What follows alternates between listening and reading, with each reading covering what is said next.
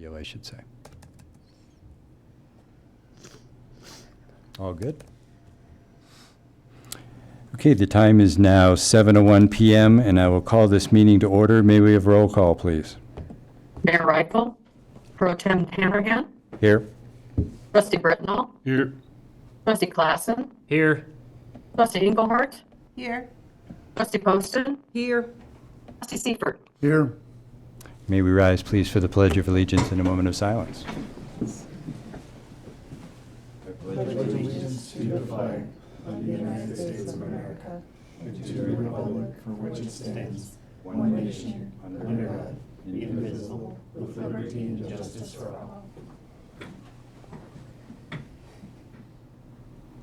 Please be seated.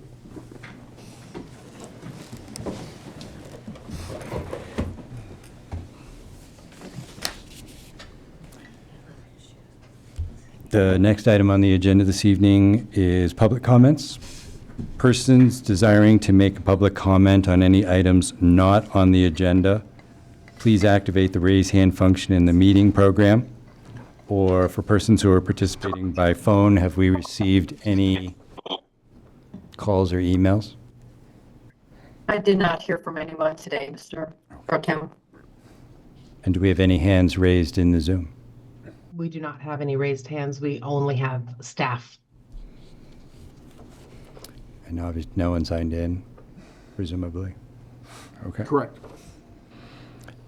Then the next item on the agenda is the consent agenda, which includes the minutes of the March 10, 2025 Board of Trustees meeting, as well as Resolution Number 11, Series 2025, a resolution proclaiming April as National Donate Life Month within the town of Silt, Garfield County, state of Colorado.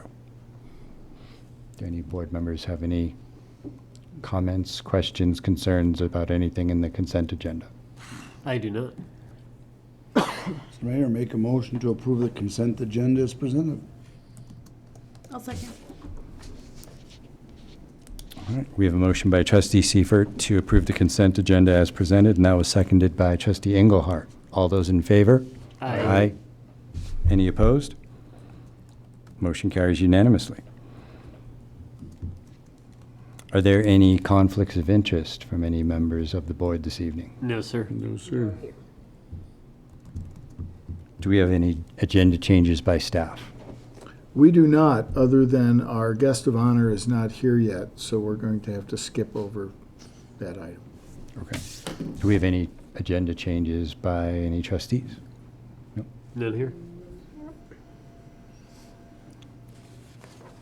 Okay, we will move that down on the agenda and move forward to the housing needs analysis, final report. And I will turn this over to Manager Mann. So hopefully you all had a chance to look at the, or review the Eco Northwest draft final report for the housing needs assessment. I think there's a lot of interesting information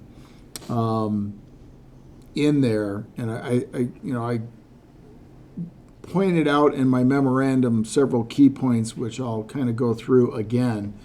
I found it interesting that 69 or basically 70% of the housing stock in the town is single-family homes, but there's only 5% being multifamily homes. I found that a little interesting. I think we're going to see a shift in that based upon some of the developments that we have on the docket, especially south of the interstate. It is interesting that our ownership has increased from 64% in 2012 to 73% in 2022. I think one of the more telling pieces is that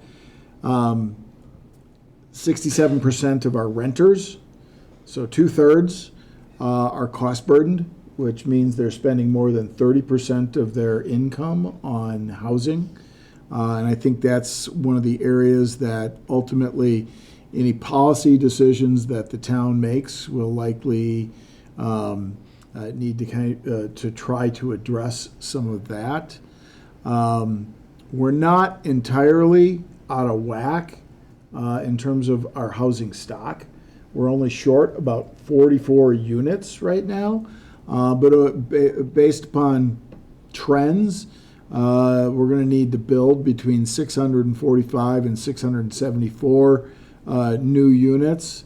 I think it's probably on the higher end of that. And just as so you're aware, we've got roughly 500 units in various planning stages south of the interstate. We've got the Camarillo subdivision coming online this year with vertical construction. Director Centeno, how many units were there? 70, potentially 72 with the other, or 70 72 to 74 with the other. 72, 74. There's been some discussion that the second phase of Painted Pastures will move forward. Has that been platted? It's been platted. Okay. And how many units were in the second phase?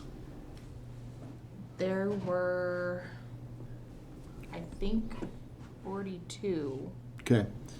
but there's some weird easements that need to be straightened up, so that's gonna probably have to be addressed before that plat is Okay.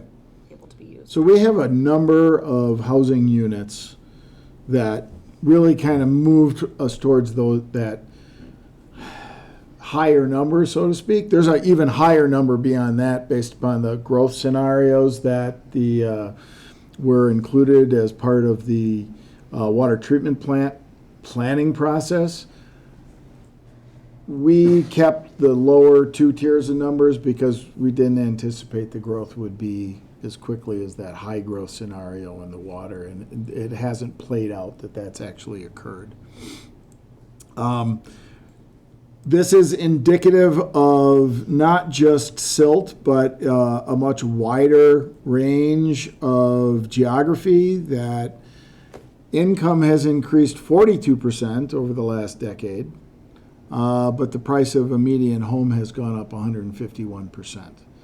And it doesn't take anybody, it doesn't take a mathematician to figure out that those two numbers don't jibe. Housing has gotten more and more out of reach for a lot of folks. And I think the last piece is that when it comes to our median price of a home now at $525,000, if you're 100% AMI, average median income, you can't afford that $525,000 median priced home. It's out of reach. I think if I remember correctly in the report, you need to be in that $150,000 range to be able to afford that median priced home. That doesn't mean that we should, wages need to increase. We just need to have, I think, the takeaway from that is that we have to figure out a way to build cheaper housing that's owner occupied. There were several recommendations that were included in terms of making more of a diverse, affordable housing options in town. We need more rental housing. I know that that's something that the board has been cautious about, that they would prefer to see ownership. I'm hopeful that one of the bills in front of the state legislature moves forward, which would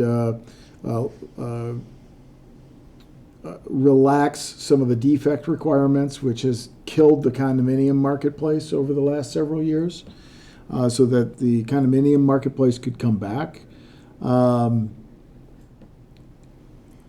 We are going to have, with an aging population, the need for more senior housing. What that means, I'll let everyone decide. And it appears as though we need more rental and lower cost housing options based upon our population demographics of being 40% Hispanic. There were 13 recommendations. We have some disconnects. We are aware of some of those disconnects between our comprehensive plan and our current zoning code. We have to reconcile those. We may want to consider increasing some density allowances in certain zoning classifications that would align with our comprehensive plan. some of our requirements are restrictive for the middle housing types in terms of, and I think we've talked about it was brought up, our architectural control standards may be a little bit arduous and unattainable. They suggest that we may need to build some flexibility into our parking standards, even though we just made our parking standards more restrictive. We may need to look at some modifications there. Perhaps they suggested perhaps we develop some voluntary inclusionary zoning that provides incentives that if you're providing workforce housing or low-income housing, that you get some other allowances or other credits on your development. Suggestion that we may want to reduce or waive development fees for affordable or missing middle housing. That's a tough one since we're trying to pay for a water treatment plant. Strengthen partnerships with Habitat and the Garco Housing Authority. I think we have programs out there. We can do a better job of advertising them, but strengthen rehabilitation and weatherization programs. I think it's Clear that does that, or Garfield Clean Energy. Clear Group. They suggest mobile home park preservation. I think one of the key considerations there is that we have an individual who is interested in building a mobile home park. That would be a new facility that would be new trailers or new mobile homes and a much cleaner situation. Work on land banking. This is an interesting one. We keep talking to DOLA about this, but they don't like our land banking concepts. So their policies don't always align with something that the town is interested in doing. And then if there's a way, maybe develop a down payment assistance program. So our next step is that on April 14th, we've got an open house from 5 p.m. to 7:30 p.m. It's going to be held over at the town center. That's the first meeting in April, which we have a Board of Trustees meeting that night that starts at 7 o'clock. We anticipate that Eco Northwest will also be in attendance at that meeting to do a presentation. But those are our next steps. After that, then we're getting into the comp plan and the updates to Chapter 16 and 17 to align the policy directives of the town board. And with that, I'll answer any questions that you have to the best of my ability. Nobody? Nobody. I Just mean, a it looks, lot. yeah. Yeah, it's a lot of information. information. It is. Are you just hoping to like discuss some of the particular things in there? Like Any what's- comments that any of the trustees have would be beneficial. We can pass those back on to Eco Northwest. I don't know that it will change anything, but it helps us, get the product, in a better position for us to move forward with some of the recommendations. I mean, Well, obviously, Eco Northwest would like us to say, absolutely, we're going to make all those changes in our code and we're going to do everything you told Oh, us. yeah. Yeah, I like in some of our areas that are not permissible for additional dwelling units. I like their suggestion of maybe opening that back up to suggestions as well, because if we can extend that to additional, more of a long-term rental units, obviously keeping in mind parking and all of that stuff. I liked that feedback from them, and I know that's a major area on the code that would need to be revised. Well, that's one way to decrease the cost of rentals is by increasing the number of them, so that way there's more competition. Competition will bring the price down hopefully a little bit. That's the theory. Yep. It's a theory, Or it just brings more and more people and it's still expensive as heck. One of the challenges with ADUs in the Roaring Fork Valley in the last 5 to 8 years is that they're getting built but for short-term rentals. So if we're going to create a more flexible environment to build ADUs, I think we also need to think about policies that restrict it to long-term usage. Yeah, there's that, but then there's also the level of tourism also, but then what issue are we initially addressing and in what areas? So then when having the discussions about allowing or not allowing ADUs, then really think what area is that going to affect? And does it make sense to think of a term of tourism or, if they are to be allowing for short term? And I think short term now it's 30 days or more, right? 20 Short term is 30 days or less. Less. 30 days. Yeah. 30 or less. Yes. Yeah, because you don't also want to have too much government control. But obviously you want to look at certain residential areas that would have parking problems, but I think that could be a discussion for later on. But I do see the value into thinking about increasing the allowance for for additional dwellings in certain areas that are not allowed right now. So Yeah, you- I wouldn't totally rule out the short term, but at least make incentives for people to build long-term ADUs. Right, they still have to register with the town if they're Yeah. short-term rentals, so we'd have You're supposed to. some control mechanism in place post-construction. Mm-hmm. It would be more, as much an awareness campaign than as an enforcement campaign. You're talking south of the interstate, you're talking Heron's Nest, is that one of them that's Yes. gonna do some, that's still in the works? I know it's been coming and going for years. So there's the three big developments that are moving forward or that we've been having discussions on are Heron's Nest, Riverview, and Rislenda. Rislenda is probably the closest to moving forward. Riverview is changing ownership again, so that one is probably going to have some revamping. And then Heron's Nest, we've met with them several times as they start to think about moving forward. And Riverview is east of town? Riverview is Or is- between Camp Colorado, the KOA, Okay, and that the one. over Holiday there. Inn. Okay, all right. River I was- Trace is the one that's on the east end Yes, of I always town. get those two. We have too many confused. rivers. Yes, okay. We're going to pass a moratorium on naming subdivisions anything with river. That should be our branding. What? That should be our branding. No more rivers? The river, The rivers? river. Trivers? That's in Wisconsin. Of course, Heron's Nest is gonna run into that year or whatever, to transfer all them mobile homes and stuff out of there too, so that's gonna be a ways down the road once that gets Well, going. Heron's Nest property is there's two phases to it. There's the development of the vacant area to the north end of the property, and then there's the existing RV parking, and that's a discussion of how quickly things will move out. But yes, they will have Same. some attrition that'll have to take place.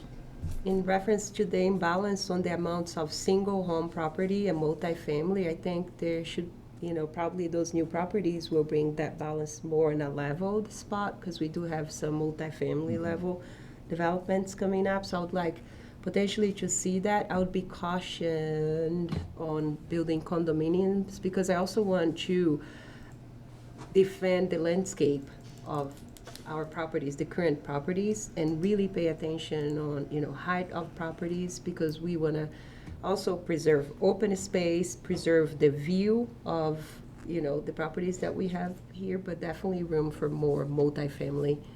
So did, I don't know, I seen it on Facebook, I think the veterans thing over by the church now, is that, I just seen the snippet on there, so I didn't know if it's, Yes. can't say everything's true that you read on there, but I didn't know if that's, so that's that chunk of land to the south of the church? To the west of the church. So it's on the church parcel. They're gonna subdivide it. Oh, okay, so they're on the church parcel. Yes. How many units were they?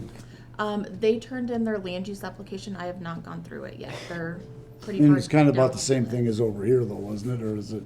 There's I mean, it's the same company, same setup? same idea. Okay. Yeah. And they would come off of First Street then, or would they come off Off of of home. home? Yeah. Go past that vacant parcel, then back in behind? Yeah, we would have to look and see what the best access is gonna be. But off of home is So we'll be seeing this at some point in the future. You will be seeing this at some point in the future because they're applying for a PUD. So And were they gonna be like a eco home or a tiny home or? it's gonna be smaller. I don't know that it's gonna be the 325 square feet to qualify as a tiny home, but they're gonna be smaller. I think maybe right around like that 600 square foot. I had heard rumor that eco place on Highway 6 was, is that what they're thinking of, or are they gonna do like a tiny home, like a crust? You know, I have not dug into it that I just, deep. you hear rumors and somebody said, yeah, it was maybe gonna be that eco-friendly, recycled thing. I do know that the developer doing the project has worked with the eco people before. So it's possible that they're proposing something like that. I wanted to suggest that we invite the developers of these major developments we were just discussing to the April 14th meeting. Okay. That way they can talk directly with the group that did the study. If there are residents there, they can also see how they're reacting. And it'll give us a chance to discuss in a slightly more informal environment with them any factors that are relevant to each of us. Yeah. Invite any stakeholders, reach out. Yeah. I have a question about I'm sorry if you're done. I was gonna ask a question about the code. If the proposed code rewrites in here, are we already planning on making these, our code's already being revised, so how much of this is already fitting into our grand scheme of things? We haven't even started the process of rewriting 16 or 17. We were waiting for this report to get done before Right. we even started down that path. So, but we're not, nothing's jumping out at you as like, we really don't want to follow this. Well, or maybe there's stuff we need to talk about. I think there are going to be some pieces that we're going to have some interesting discussions on, and parking is one of them. Parking's a problem in a lot of the areas in town, and we amended the code to increase parking requirements. Eco Northwest is arguing that that's a barrier to affordable housing because our restrictions are too great. Well, I think that would work in the metropolitan area where there's more public transportation, some of those things, but because of Silt's demographic and the number of people that drive to work and everything else, currently at least, the parking's needed where we're at. And so I think we're going to have some interesting discussions about some of this. I think, as we talk about higher densities, where are those higher densities? Are they in any of our existing zone districts, or do we create a new zone district that would be spot zoning, so to speak, it's more on the lines of a PUD concept where, okay, we're going to allow you to have a, taller building or more density in a compact area on this spot. The one other thing I was going to ask for, this list of 13 recommendations, would it be possible to reorder them based on time/complexity? So that if there are some, dare I say, quicker, easier things to do, those would be at the top of the list. The larger, more time-intensive, complicated things would be at the bottom, so that we could view it through the lens of complexity. Because right now, it's just a Well, numbered just list. It's hard feasibility to- of things that fit. Feasibility. Parking could be number 13 because it's something we're not interested in. It will help us. Number one, because it's easy enough to say, okay, we're good and move on. My point is, it will help us to prioritize the 13 if we at least have a best guess on the amount of effort and time that will be required to get it done. Because some of these are huge multi-year, multi-agency things. Others are things we can do internally, probably in a shorter period of time. So I'm trying to think of a way to adjust the way the list is set up so that maybe we can get some quick hits and some victories, and while we continue to work on the bigger things. Okay. Yeah, that works. I find it interesting that on page 66, their example, they use the Rue Ranch on their, as the development outside of town, considering it's possibly going to be solar panels. Possibly. It's one more. Yeah, on page 66, Town of Silt Comprehensive Plan map highlighting mixed-use neighborhood center and downtown areas. The mixed-use neighborhood centers, Rue Ranch. Yep. Okay. Any other comments, questions? I like your idea of prioritizing, that list and everything, and no, I don't agree with every single thing on this report, no. Some things need to be tweaked and adjusted, Yeah. to fit our scenario. A lot of their recommendations are predicated on a lot of other things being perfect or ideal. It's just not the world we live in. Some of it, though, like for the code example, is where can we set a better precedent? And if, doing that sooner rather than later is going to cause us, relieve some headache that, Right. like with the sidewalk discussion. Yeah, hence the reordering request, so that we can start to think strategically about this impacts that, so it has to happen first. This is quicker and easier, I should say, so let's do those first and get this in an order such that, I'm sure this will still be going on after we're all gone from our chairs. Let's set them up for success and say, hey, we got 6 of these done. You're up for the next 7. Okay? That's a good info. Next item on the agenda, I'm going to Yes. move to the recognition of Wild Coffee Roasters for 10 years of serving the Silt community. Misty, would you like to come up? And I don't know what I'm supposed to read because I didn't get. We do not have any formal proclamation, but we do have a recognition. In recognition of 10 years of serving the Silt community. Thank you for all that you do. Yeah, We thank appreciate you. it. I'm happy to be here. Did you think you were gonna make it 10 years when you first started it? I plan on being here for like 50 plus years. There we go. Yay, There and you we go. won. Should get it. There you go. So, Wait, yeah. all right, so we, Yeah. you have to stand for holy pictures. Don't we need to clap too? We can clap.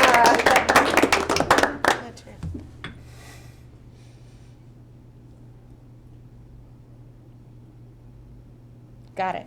And the official date for the 10-year is Yeah, we changed it. It was this Friday, but it's going to be on April 11th. April 11th. Congratulations, Misty. So free coffee all day Being for in everyone. town. Yeah, free coffee for some. Thanks, Misty. Thank you. Guys. Thank you for coming in. Congratulations. Yeah, thank you.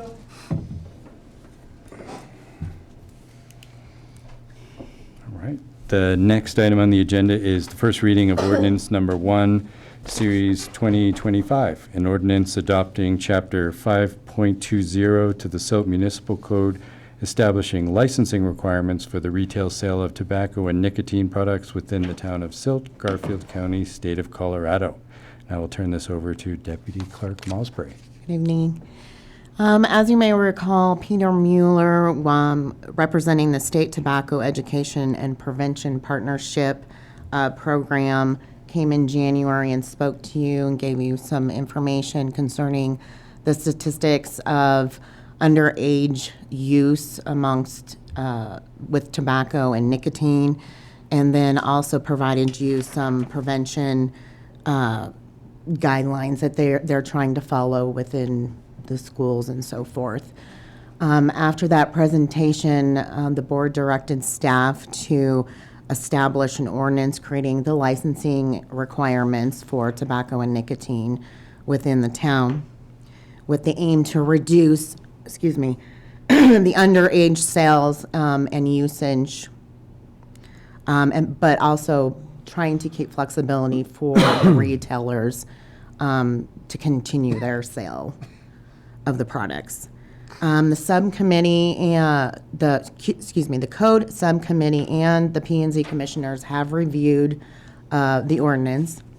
We made a couple changes. Some of their suggestions were limiting visual advertising and implementing stricter violation penalties. There was some opposition noted as well as far as the flavored, not too, not to disallow the flavored tobaccos and the use of coupons or discounts. That was something that was also brought up as a prevention, but I've heard from several different either trustees or commissioners that they didn't think that that was a good idea. So if the ordinance is adopted, the licensing would be established and we would require all the current retailers within the town to be licensed by October 1st is how it stands right now in the ordinance of 2025. The licenses would run a year term with an annual renewal, and these are concurrent license terms with the state. So basically, the first term would be technically prorated to align with the state for the first year. Okay. The proposed license fee initially for the application and license, the first submittal would be $250 with a renewal fee of $175. Basically, we are just trying to cover staff costs. And we've also proposed a minimum of 2 compliance checks that would be done by the Silt PD in a calendar year. And then also, we would not allow the festival permits or a delivery permit to be issued in the town. And is that fee comparable to like marijuana licensing or liquor licensing or any of those? Basically, no, those are, Much the less. state on the tobacco, they're kind of all different entity issues.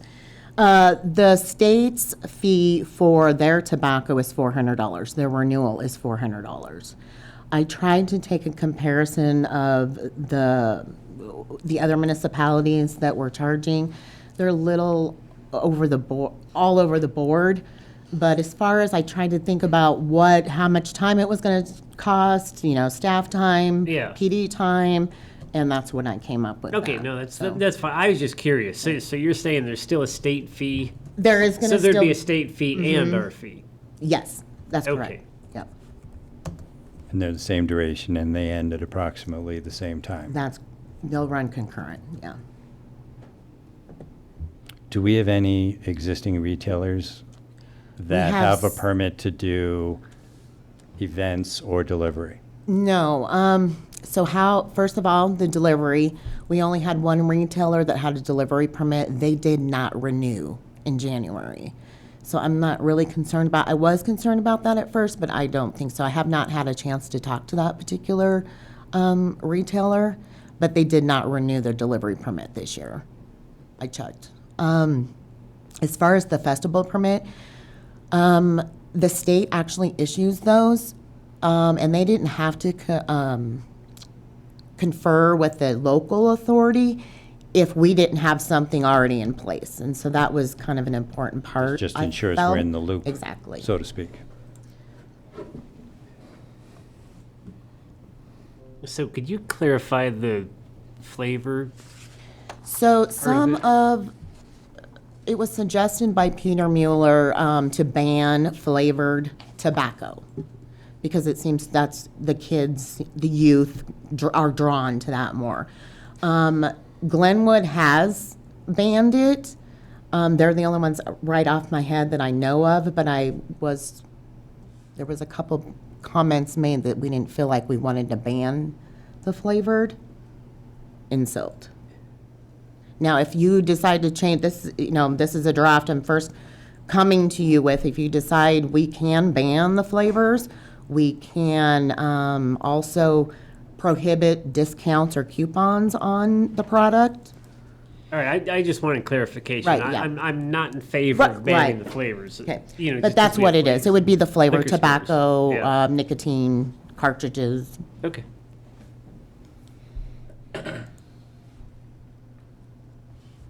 Yeah, banning flavors seems redundant if we already have age measures in place. Adults, if you're 21 or over, I don't want to restrict their ability as consumers. Whether I agree with the activity notwithstanding, as consumers, they have a right to buy what's legally available to them. And I don't- Exactly. Again, if we have the age measure in place, which was the primary reason we met with them before,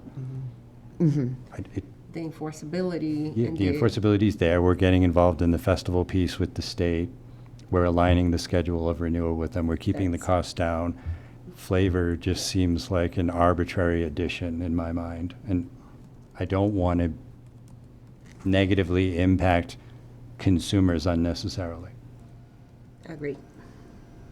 That's the way I'm looking at it, but feel free to. No, I agree. I mean, if they're gonna spend $650 on a license, yeah, then they might as well, feel Right. free to sell whatever flavors they want. Right, are we going to start restricting on the length of the leaves? Like what, how many different ways are we going to restrict it? The primary driver here is to stop kids. This doesn't change that math, independent of the other things we're already doing. And I want to clarify the festival, how the ordinance is written right now is we would not allow that within town limits. Right. Okay.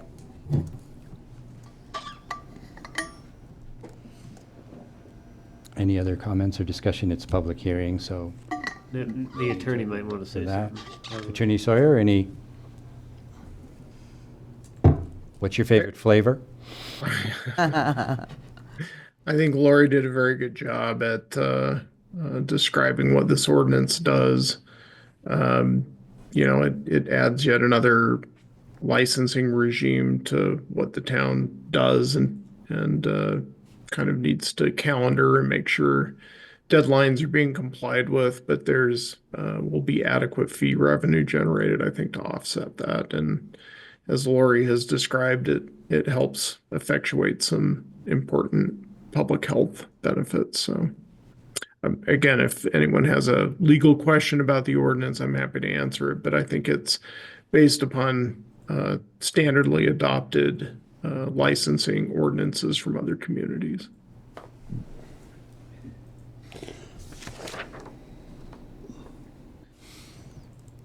Okay, the time is now 7:37 PM, and I will open up the public hearing for the first reading of ordinance number 1, Series 2025.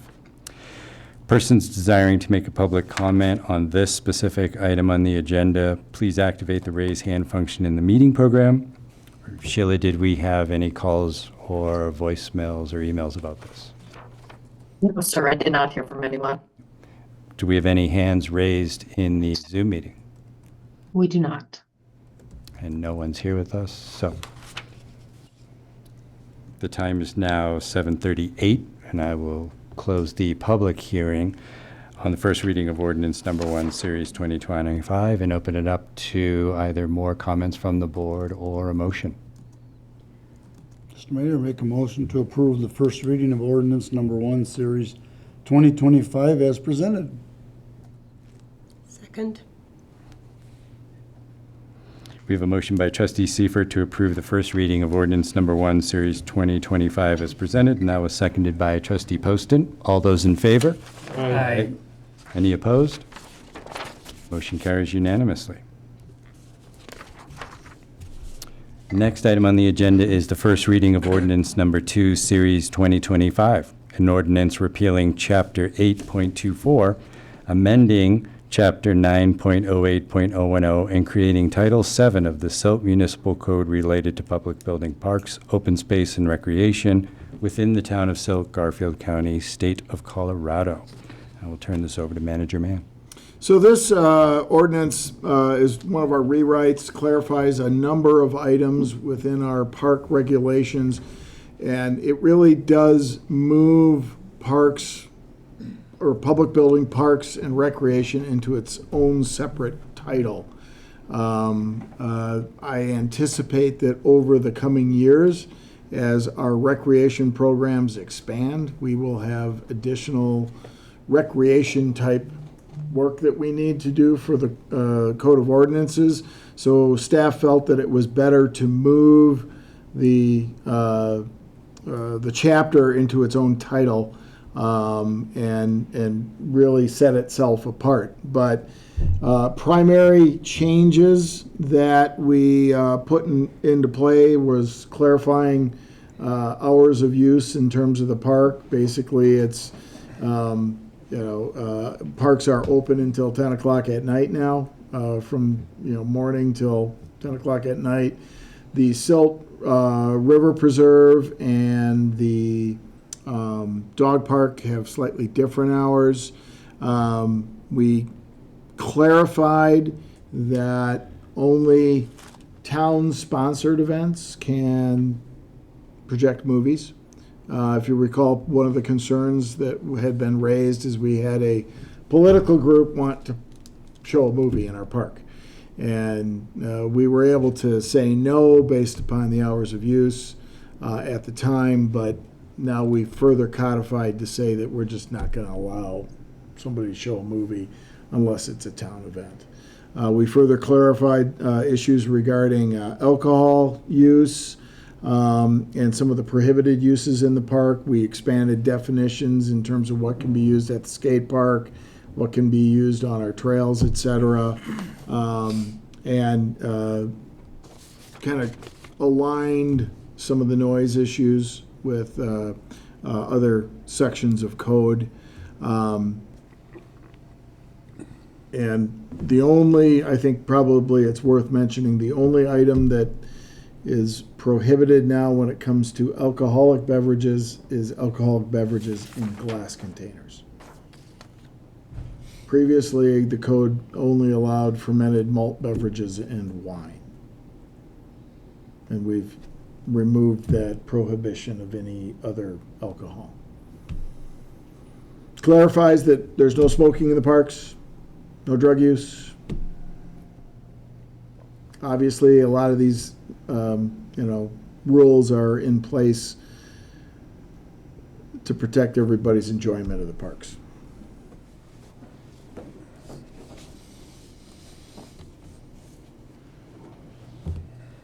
Any board comments, questions, concerns? I like it, other than there's one thing, and yes, I know I'm on the code subcommittee, and I didn't think of it at the time, but the more I thought about it, and the more I visited other towns, a lot of, the park hours, I'm kind of leaning toward it should be at 6. Because like in the summer, you have people jogging in the parks, you have people walking, you have kids. There is no prohibition Yeah. for you to jog through the park after hours.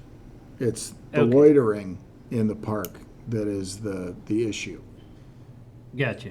Okay, no, that's fine. Just because I take the dog to other towns, and most of their park hours say 6 a.m. to 10 p.m. and it's like, but I see what you're saying. Yeah, nobody's gonna bust somebody for jogging through a park or Right. walking down the path in it. Okay. Or if you're loitering, you just have to run in a circle? Yes. Yes.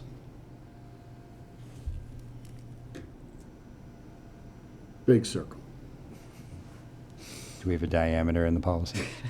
We do not, but we'll adopt some administrative rules. Administrative discretion? Yes. Is there a certain, pace with which they must move, or? Has to be a 6-minute mile. Good luck with that. They got to be working. Well, if the officer's chasing you, you got to be able to. They will pick up outrun the pace. Yeah, and specifically, Trustee Klassen, to your, you may lawfully run, jog, walk, hike, bicycle, cross-country ski, or otherwise move through a park or public place via an improved path at any such time. Okay, on C right there, yeah. Uh-huh. So if the officer can contact you and discuss with you what you're doing without breaking a sweat, then you're breaking the law. Perhaps. All right, if there's no other comments or questions, I will open the public meeting aspect. We good? I'm good. The time is now 7:44, and I will open up the public hearing for the first reading of ordinance number 2, series 2025. Persons desiring to make a public comment about this item on the agenda, please activate the raise hand function in the meeting program. Or Sheila, did we receive any calls, voicemails, emails?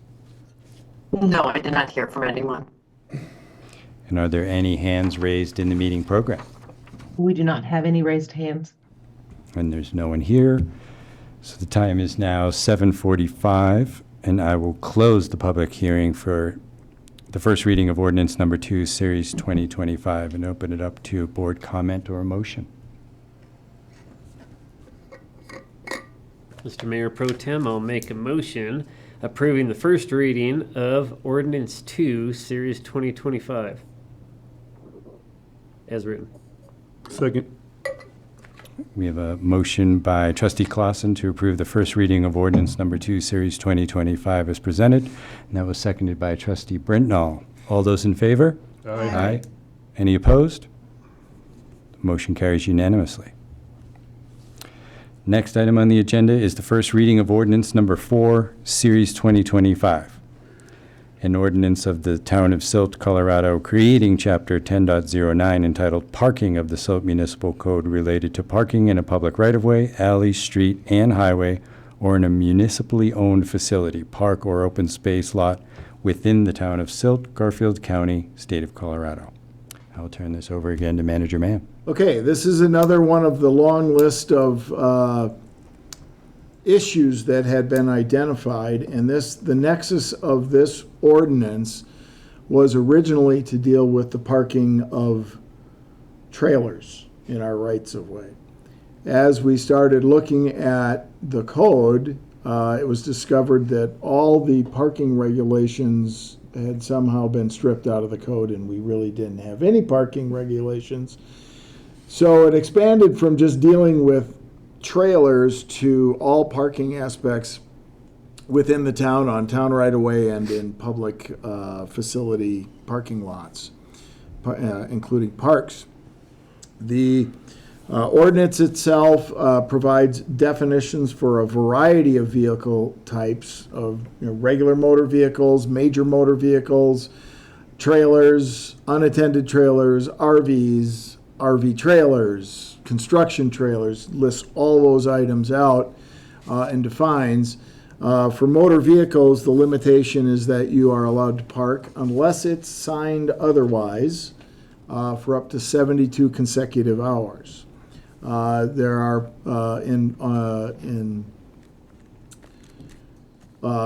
some prohibitions that are included, that there's no parking in any alleyway. We do have problems with that at times. You cannot, we've set forth that you cannot park in any municipally owned parking lot. That includes the town hall, town center, library parking lot, any of our parks for more than 24 hours.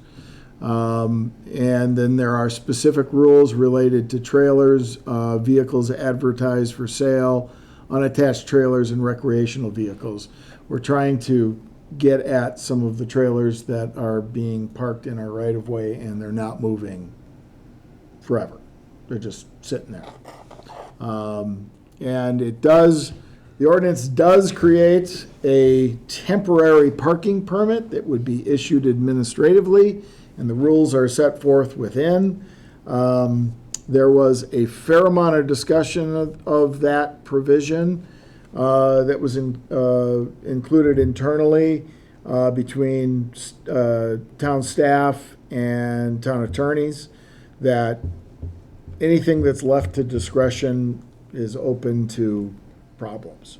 And while that is a very valid point, we still feel that we need some discretion to be able to give a temporary parking reprieve for longer than 72 hours for the right reasons. Whether it would be remodeling a home where you've got a construction trailer out there for a period of time, or whether there's a medical issue that we're trying to accommodate. We just felt that there needed to be some flexibility for us to be able to say, no, you have a parking permit, and we'll allow that for a longer period of time.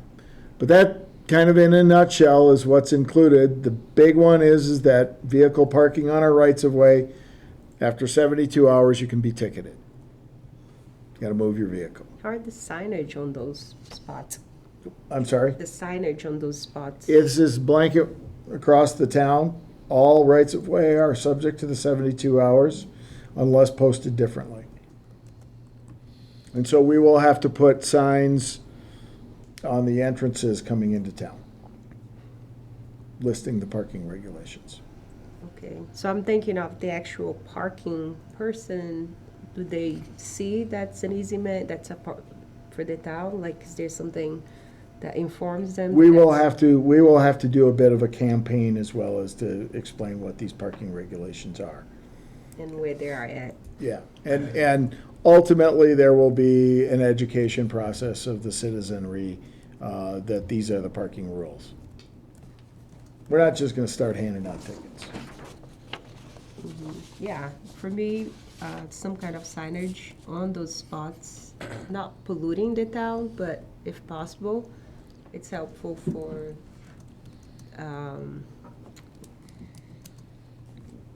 the people that are utilizing it,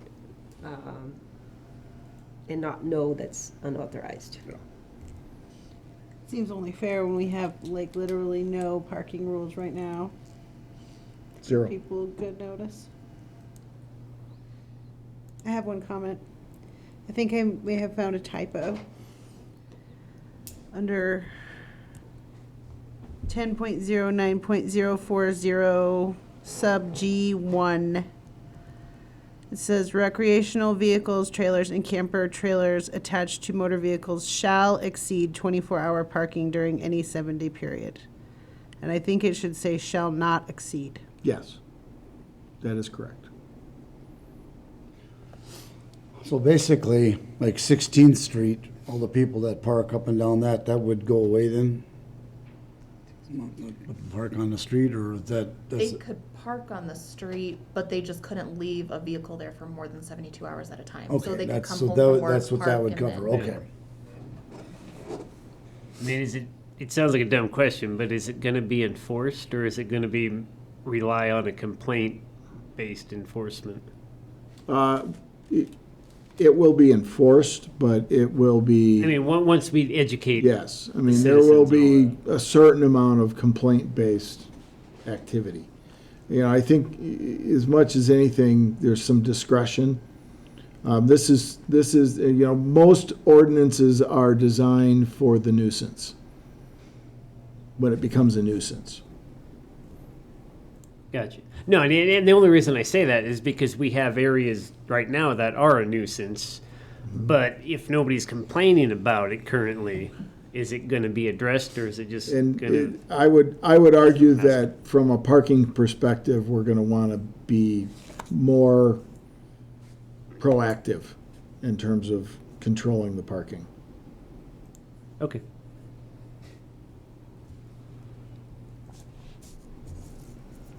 And presumably, the temporary parking permits will not turn into permanent parking permits. That is, When we are giving those out, there will be a not to exceed value. that is the design. The actual, permit is valid for up to 7 days, but there is the discretion to make it longer. To renew based renew. off of circumstances or whatever. Right. Yes. And we can see with construction, it could be 30, it could be 45, it could be 60, but You know, there's a certain reasonableness test to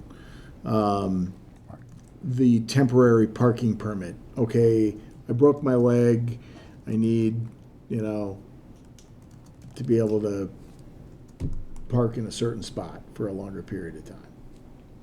2 weeks, right, Nicole? If wishing made it so. Exactly.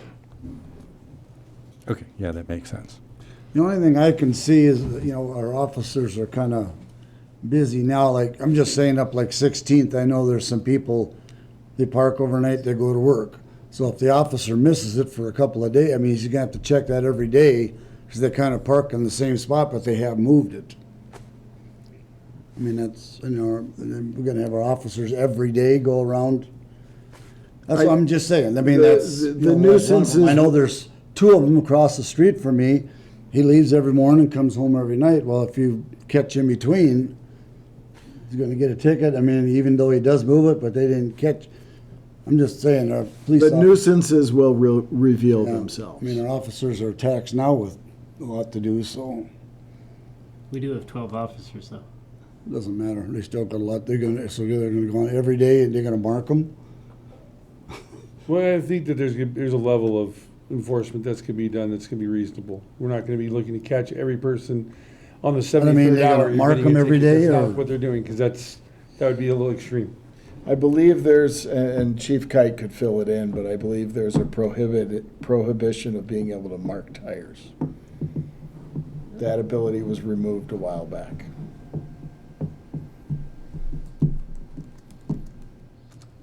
So now you I take believe you're pictures. right, yes.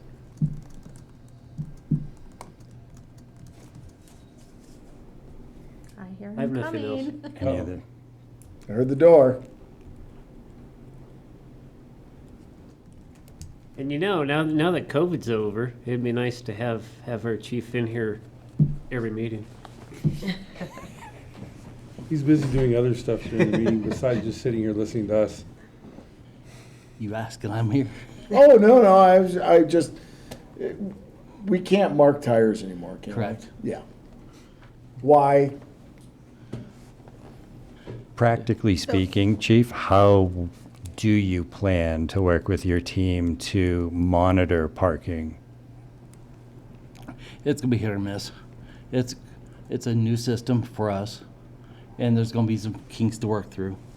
But once we get down to it, I don't think it'll be a problem. Once we get the kinks worked out, like any new system.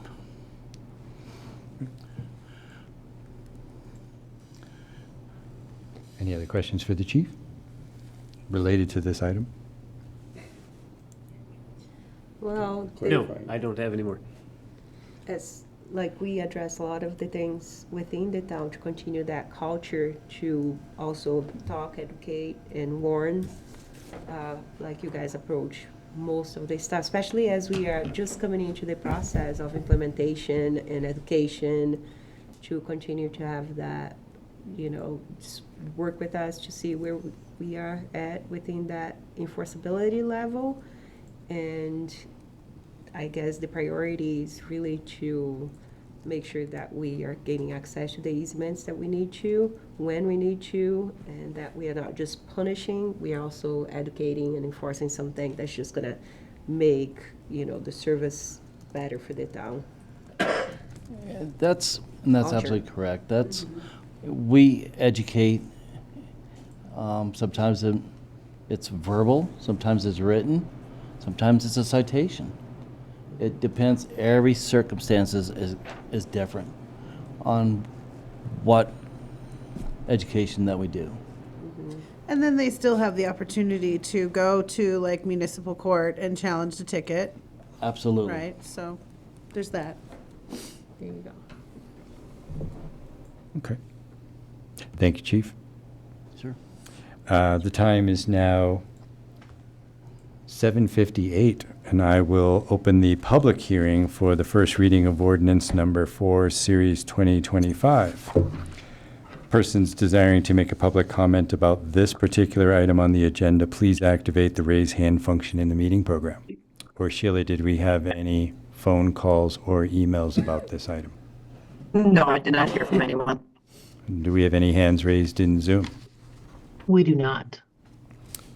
And there's no one here in chambers with us. So time is still 7:59 p.m., and I will call the public hearing for ordinance number 4, Series 2025 to a close and open it up to further board comment or a motion. Mr. Mayor Pro Tem, I'll make a motion to approve first reading of ordinance number 4, Series 2025 as presented, with the one correction noted by Trustee Engelhardt. I'll second. All right, we have a motion by Trustee Brentnall to approve the first reading of ordinance number 4, Series 2025 as presented, and that was seconded by Trustee Clausen. All those in favor? Aye. Any opposed? The motion carries unanimously. The next item on the agenda is Resolution 7, Series 2025, a resolution adopting a conceptual trail master plan for the Colorado River corridor for the town of Silt, Garfield County, state of Colorado. I will turn this over to Manager Mann. We continue to have discussions with stakeholder parties related to the trail system. I'm not sure that we're in a position where we're ready for the formal adoption by the Board of Trustees, so I would just continue this item to a future meeting. Okay. But we need a motion to continue it because it's an action item. Mayor, Mayor Pro Tem, I will please make a motion to continue the resolution number 7, series 2025 to a future date. Is that all I need to say? Yeah. Okay. Second. All right. We have a motion by trustee Engelhardt to continue the discussion on resolution number 7, series 2025, and that was seconded by trustee Seifert. All those in favor? Aye. Any opposed? Motion carries unanimously. Do we have a spot for that in a future meeting, or is it TBD? TBD. Be announced. Then the next item on the agenda is the February 2025 financial report, and I will turn this over to Treasurer Tucker. Thank you. So 16% of the year has passed. We are ahead of schedule on our, well, not schedule, but ahead of predictions on our sales tax. We're at 19.7% for sales tax. A little behind our tax at 14.9%. We're right in on all of our fees as far as trash, sewer, and nation. We kind of made up our revenue on the Silt Housing Authority because they got their rents in on time, so it's showing the proper revenue for the senior housing. We are showing a little behind in expenses on the water fund as far as the water fund, the capital fund, as far as the water plant expenditures go, because we have to wait to get paid back from the state. So we've incurred the expenses, but they don't show here yet because I can't write the check until we get the money to be reimbursed. And I'll answer any questions you might have. I have no questions. It's just generally too early for the numbers to have much meaning at this point. Yeah. So preliminary. Yeah. Yep. I guess the only question I had is, we talked about separating the water fund from the wastewater. How are we doing within that process, Amy? It's done. So it's two separate funds in our budget book and also in our accounting software. So they are two separate funds with different GL accounts and everything. Excellent. Nice.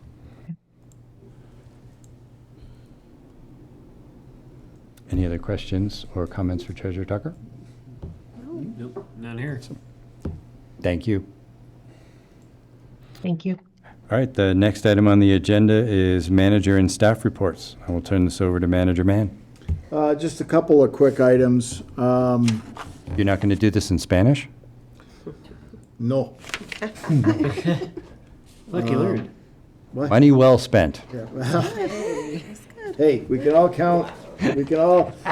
Probably, I will tell you that one of the most important things we learned is in the Hispanic community that the first name is the first name. The second name usually is the patriarchal name, and that's the name that truly should be the last name.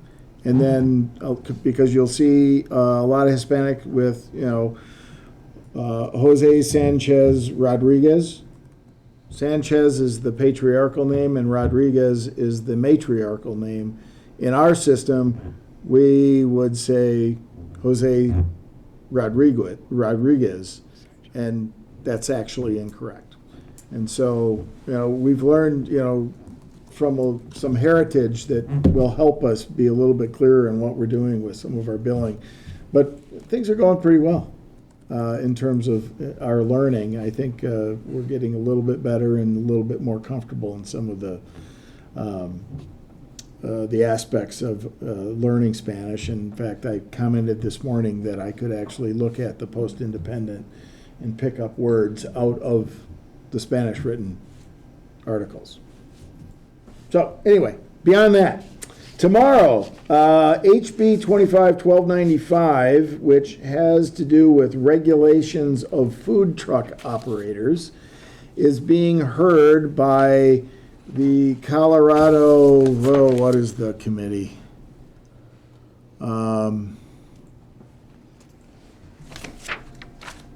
Local government, public health, whatever committee. Doesn't matter what committee it is. The bill would require us to give a business provide a license to any food truck as long as they have a business license from another local government or have an active health department permit from another local government, have an active fire safety permit from another local government, and they pay all the applicable fees. So we would not be able to deny a permit under a reciprocal rule that is proposed by the state. The bill would further prohibit the town from adopting an ordinance that would prohibit the operation of a food truck in any zone to which a food establishment is considered a permitted or conditional use. We could not restrict the total number of days a food truck may be operated within our jurisdiction in a calendar year. And it would prohibit us from setting up any rules or regulations for the operation of food truck within a certain distance of another food establishment unless it's less than 50 feet. So does that throw our moratorium out the window then? or- Doesn't throw our moratorium out the window. Has the bill been enacted? No. There you go. It's for public hearing tomorrow. And I'm gonna say that as I've been attending our CML policy committee meetings, and this did come up, and I did vote no on behalf of our town. Yep. I thought about everything we've been talking about, and then I think ultimately the committee reached a no verdict. So they talk on our behalf, Yeah. sort of, and so they're against it. Yeah, CML is in opposition to this bill. Yeah, we need to be siding for our communities. Yeah, For our but local towns. But that's not decisive. They go and they lobby they lobbied. on behalf of the collective. I mean, their ultimate goal of deciding where trailers go, what locations they will be, that it's, we have the plans for our town. We don't want approvals being dictated in another town and having someone here saying, no, I want to be placed on that space or that space, and us not having any say or any control. This really needs to be under the municipality hands as it sits right now. And that was kind of the discussion, that was just kind of the discussion that was had, and there were some towns that are right near some big urban areas, and they were really freaked out by this even more, I think, than we are. Yeah, So there was a lot of opposition and some pretty robust discussion, but ultimately it wasn't, the discussion was primarily against it, and everyone said they didn't like it. Yeah, this At bill the is meeting crap. anyways. It's just Well- state government overreach. I would agree with you entirely that this is state government removing local control further, or restricting local control. And with what purpose? Like what municipalities are doing? They are protecting their own So- master plans, Right. location. So Range that them over. overreach without having the oversight, what's their purpose? Who are I they serving? don't know. The hearing is at 1:30 p.m. tomorrow. If the Board of Trustees would like, I will attend the hearing virtually and Please. speak in opposition. Please. Okay. I You're strongly gonna oppose testify? this. I will testify. Cool. Yeah, that sounds great. I mean, I Because wanted the- to let you know that there is a sort of a voice being heard, but not to that extent, so. Well, and it's important that when we do have something like this, that we have that the town has a strong opinion, that when we have an opportunity to testify in front of the legislature, that we do that. 100%. Well, how many times do we make decisions when we're like, well, no one's here, so we're just gonna, Right. Correct. All right. My concern would be that a town, perhaps in a different position in their economic development, they're approving anything, and now that approval carries over to every other municipality in the state. Well, and then what if they get one thing from one and one thing from another, and they're not really compliant with any, I don't know. It Yeah, I just mean, you makes can me just shop nervous. around to find a town that says yes, and then every other town has to say yes. I think there's a lot of risk there with very little upside. Be one of them bills. The only upside would be for the food truck operators. I think, no matter what we say, the That's the Eisenhower purpose. County is gonna pass it. And I, you know, from the food Sure. truck operator's perspective, especially the ones that are more mobile, I understand that it's arduous to have to get the permitting and do the applications at every municipality that you're gonna show up at. But there's other provisions of this bill that are bad. Yep. Yeah. How did AGNC receive your passed-on request? They received it and are going to consider scheduling maybe a separate hour-long meeting where it'll be geared towards the government official. That would be great. Again, if they can reduce it from 4 hours, I'm in. Well, they're still going to have their 4.5-hour meeting. Or have it separated and out, but that's just I will, crazy. myself or Deputy Clerk Melsbury will sit there and want to drive a nail through the palm of our hand for 4.5 hours. No meeting should ever last 4.5 hours, ever. Unless it's a cocktail party. That's not a meeting. The one thing that did come out of this past meeting is that Dana Lavick from DOLA warned us that there's not going to be a lot of grant money. A lot of it's being clawed back as the state is trying to close their $1 billion deficit. And so funds that we thought might be out there probably are not going to be out there. So it's going to be a lean and perhaps a lean year or 2 years for getting grant funds. Is this where we lean into our relationship with sustainable strategies to find other sources? Yes. But even those other sources are strained right now. Maybe not as strained. Have you met the federal government? Tough all over. But that's everything I've got tonight, unless you have questions of me. Nope. Nope. Rue Ranch, that meeting is still happening on the 23rd? Yes. Okay. I'm going to try and get there. I have some schedule snafus I need to clear up, but I think it would be helpful to be in the room. Yeah. We will likely have a discussion about Rue Ranch on April 14th, again, Oh, great. in executive session. What's the deadline to sign up for the CLMF? Oh, CLMF, my gosh. CML annual conference. Roughly, like, do we have, how much time do we have? Like a week, two? Well, considering I haven't signed anybody up yet. There you go. I was gonna Okay. ask. That was gonna be my next question. Yeah. Forgot about it.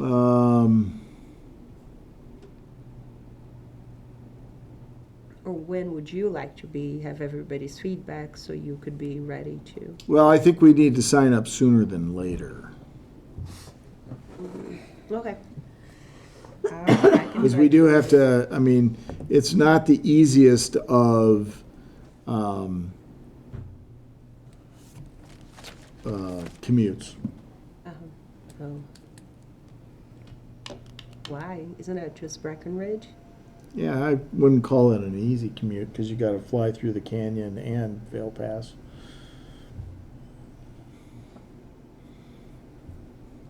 I don't know if it's open yet, Jim. I'm on their website, and the only thing that you're able to do, or that I can see, is Hotel. reserve the hotel. Right.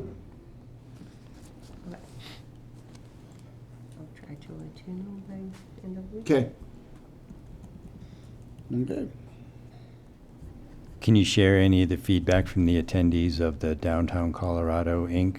Challenge Program? I think we had a very good discussion. I haven't had a chance to talk with the Downtown Colorado Inc. folks based upon the feedback that they got.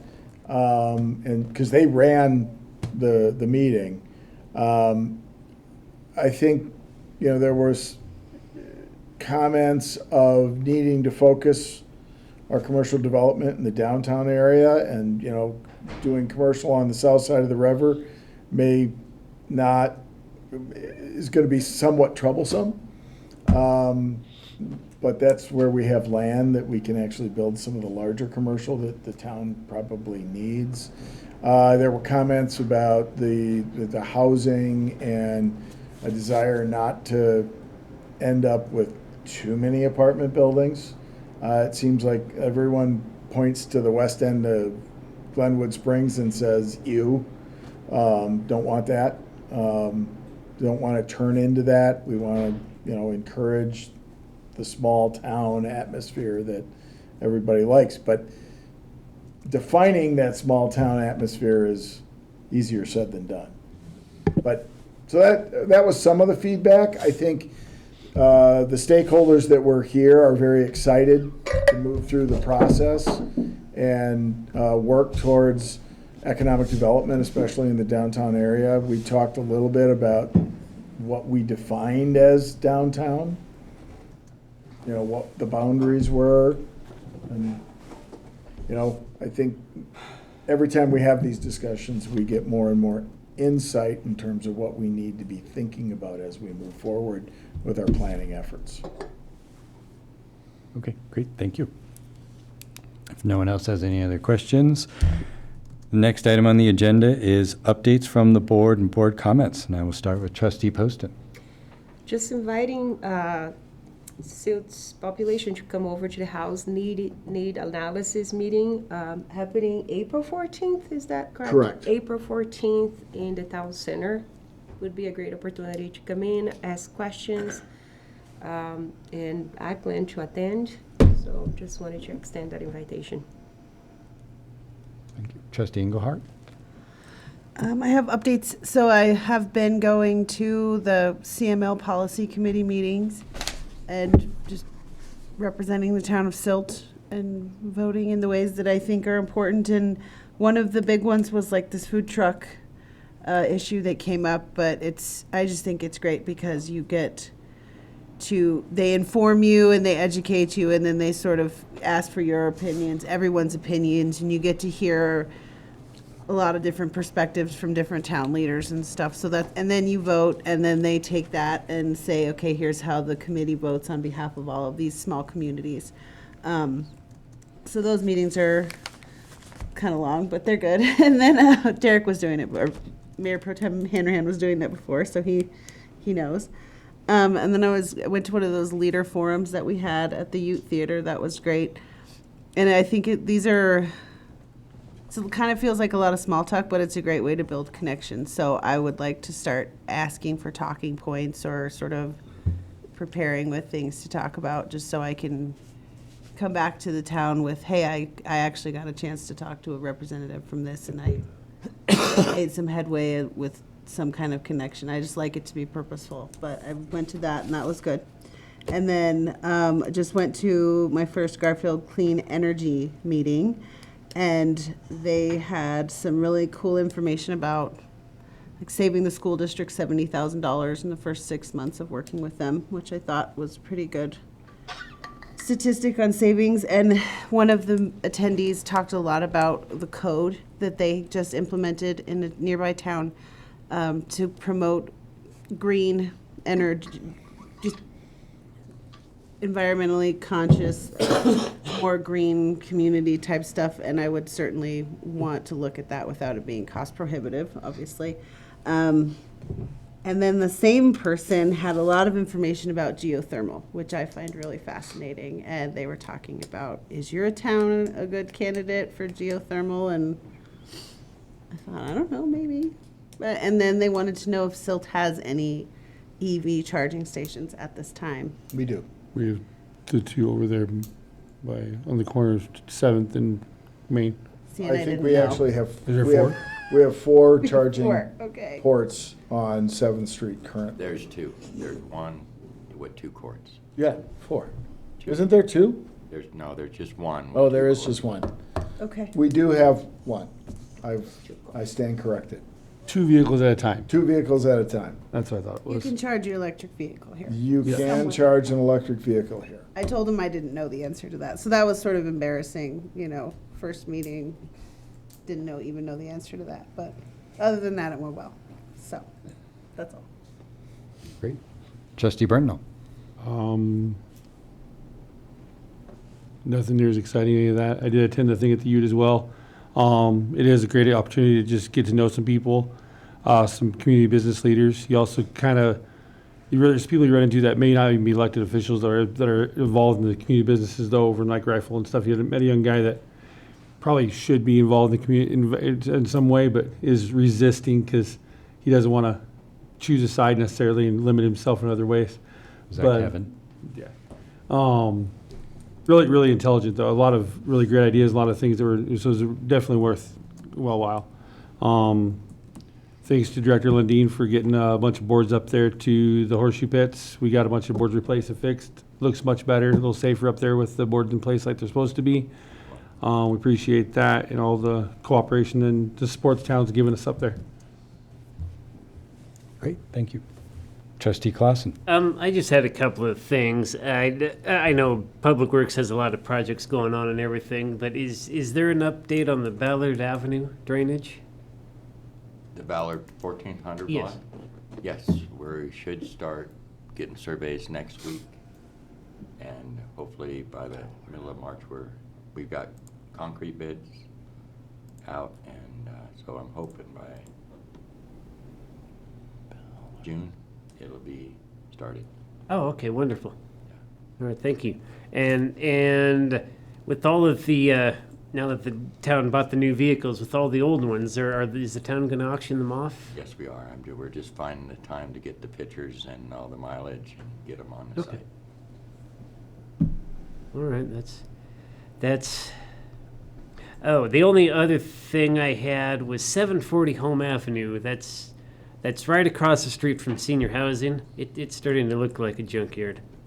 And I don't know, and I understand it's private property, but it's just really making that whole street look really bad. You said 740 homes? 740, yeah, it's the White House on the corner. Yeah. So that's everything I had. Thank you. Trustee Seifert? Have you had any more updates on setting up a meeting with the county commissioners and us? I've got to reach out to County Manager Fred Jarman. We talked about it. I just need to give him a couple dates. Okay. Yeah, it's kind of nice to have them spring, especially with a lot of stuff coming on that they can help us with, or maybe they have some guidance or whatever, have a workshop. So it's always good to have every year. I enjoy it. So that's it. And nothing from me.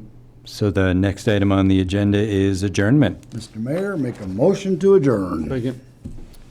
Motion by Trustee Seifert to adjourn, seconded by Trustee Brittenell. All those in favor? Aye. Any opposed? Motion carries unanimously. Good night, everybody.